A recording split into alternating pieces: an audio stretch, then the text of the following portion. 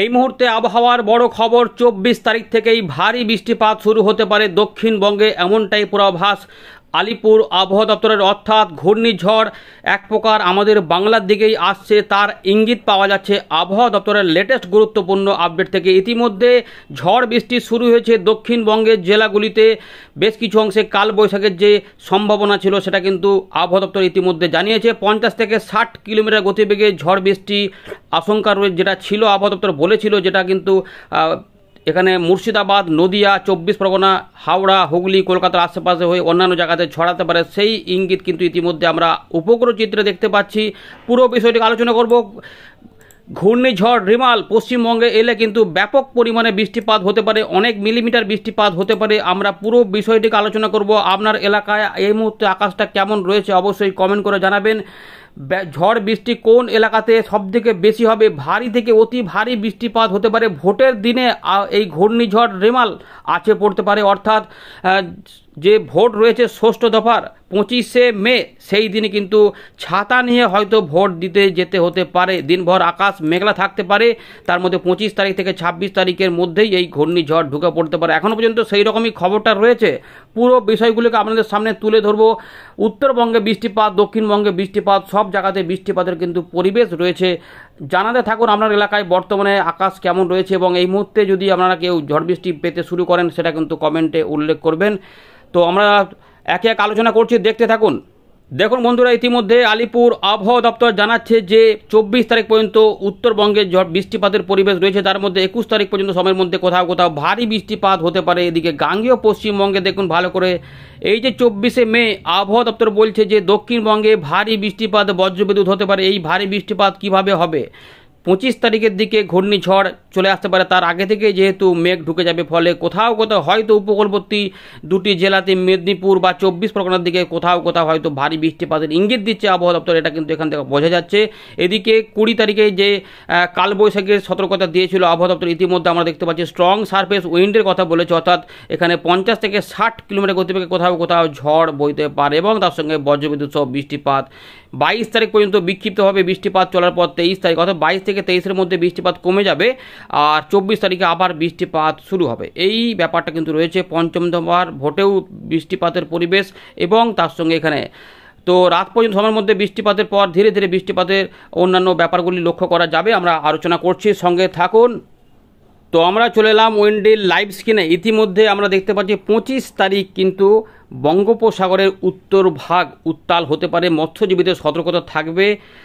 ইতিমধ্যে যে পরিস্থিতি রয়েছে তাতে কিন্তু আমরা দেখতে পাচ্ছি দীঘার দিকে বৃষ্টিপাত হতে পারে, এবং তার সঙ্গে গাঙ্গেয় পশ্চিমবঙ্গ এবং উড়িষ্যার দিকে বৃষ্টিপাত হতে পারে, সঙ্গে প্রবল ঝড়, ঘূর্ণিঝড় রেমাল কিন্তু এগিয়ে আসতে পারে।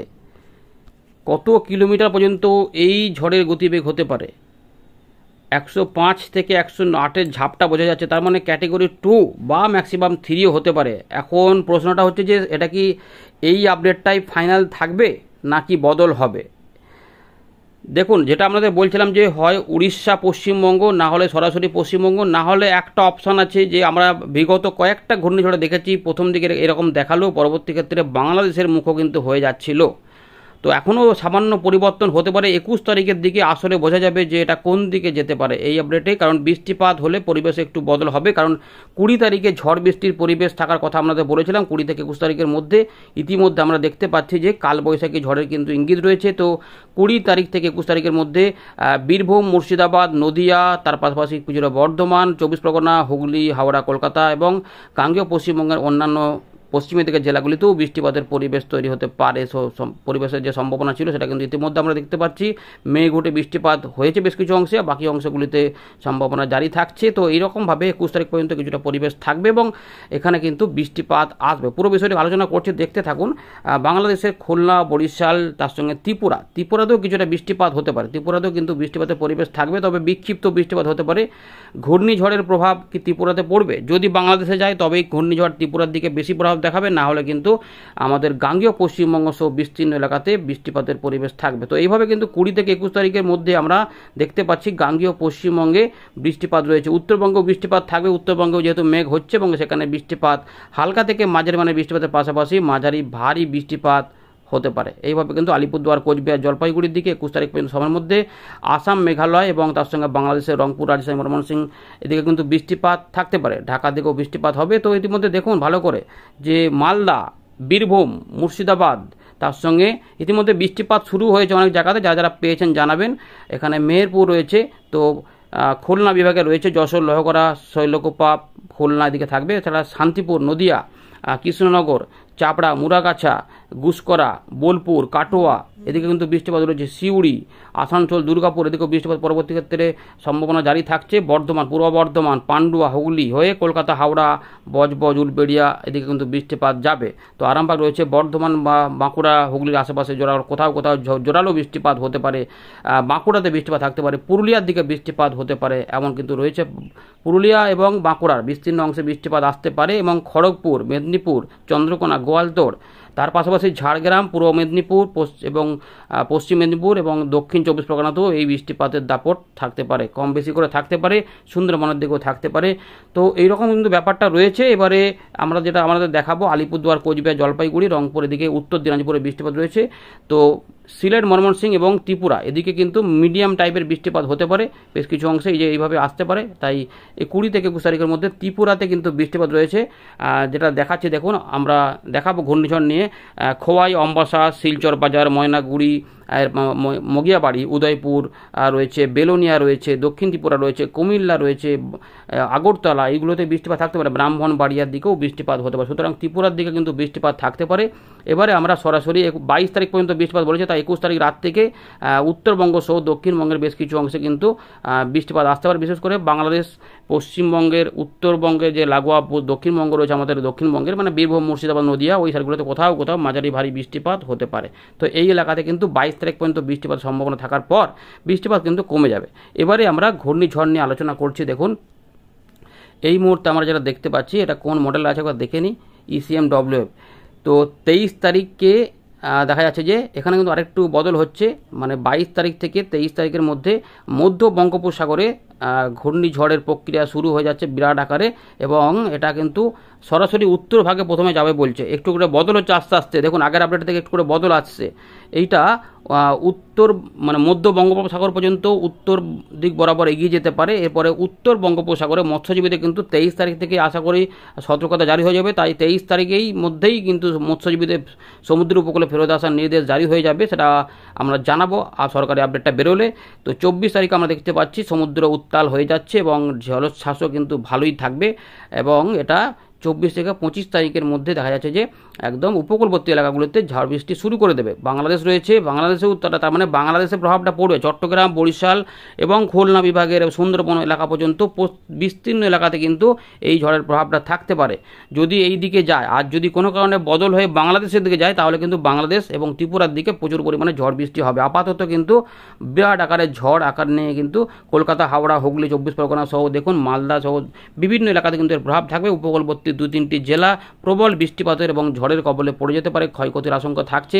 আমফানের স্মৃতি উস্কে দিচ্ছে এই ঘূর্ণিঝড় রেমাল। এটা শেষ ভাগে উত্তর পশ্চিম দিক বরাবর এগিয়ে গিয়ে এটা মধ্য ভারতের দিকে চলে যেতে পারে বলে ইতিমধ্যে ইঙ্গিত পাওয়া যাচ্ছে।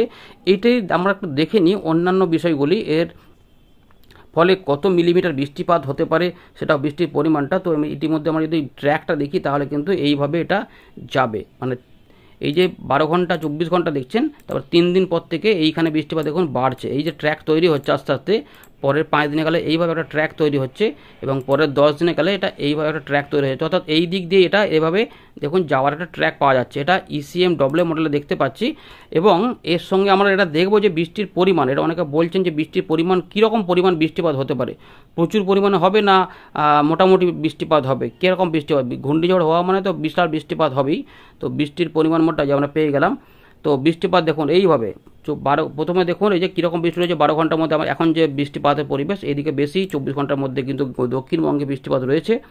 3 দিনের মধ্যে বৃষ্টিপাতগুলো উত্তরবঙ্গে কিছুটা বেশি থাকবে, এখানে বৃষ্টিপাত হওয়ার পর বৃষ্টিপাতগুলো কম থাকবে। পরে 5 দিনে দেখুন কিছু বাড়ছে না, সেভাবে অল্প স্বল্প বৃষ্টিপাত রয়েছে। এবারে এই যে ঘূর্ণিঝড়ের ট্র্যাকটা দেখুন এইভাবে আস্তে আস্তে বৃষ্টিপাত এদিকে বৃষ্টিপাতগুলো, অর্থাৎ ঘূর্ণিঝড়টা হয়ে হয়ে আসবে, সিস্টেম বড় হবে এবং আস্তে আস্তে আসবে, এবং এই পথে দেখুন যেতে পারে।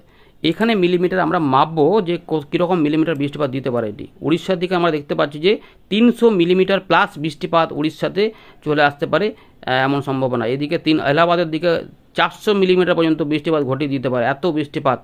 অর্থাৎ বিহার, ঝাড়খণ্ড এদিকেও প্রচুর পরিমাণ 300+ বৃষ্টিপাত, 350 কাছাকাছি বৃষ্টিপাত। 300 দেখুন বাঁদিকে 381 মিলিমিটার ধানবাদের কাছে। অর্থাৎ পশ্চিম বর্ধমান যদি এইভাবেই যায় তাহলে ঝাড়খণ্ড এবং পশ্চিমবঙ্গের পুরুলিয়া, বাঁকুড়া এবং পশ্চিম বর্ধমান, পূর্ব বর্ধমানের দিকে দেখুন 150 থেকে 200-300 মিলিমিটার পর্যন্ত টোটাল বৃষ্টিপাত থাকতে পারে। 24 পরগনার দিকে, মেদিনীপুরের দিকেও কিন্তু 100 মিলিমিটারের বা 150 মিলিমিটার উপরে বৃষ্টিপাত আরামসে থাকতে পারে, এমন কিন্তু আশঙ্কা রয়েছে।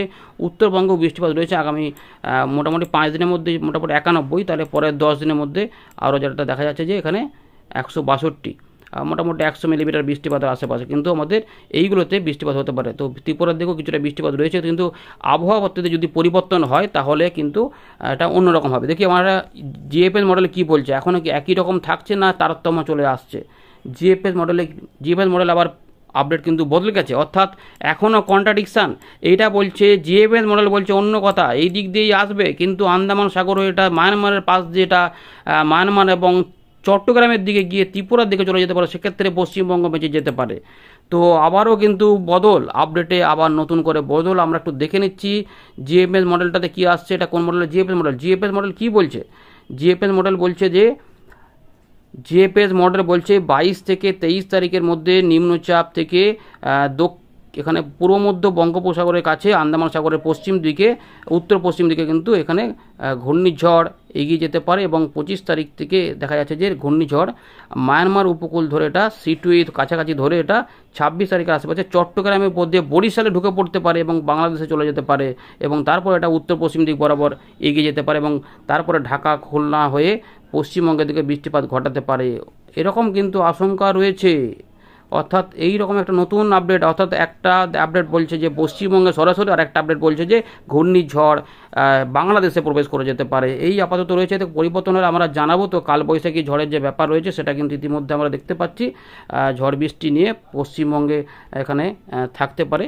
তো এইটা আমাদের দেখিয়ে দিলাম, আর এটাকে বাড়াচ্ছি না, এখানে কিন্তু ঝড় বৃষ্টি থাকবে। নতুন আপডেট পরিবর্তন হলে সেটা জানিয়ে দেবো। ধন্যবাদ।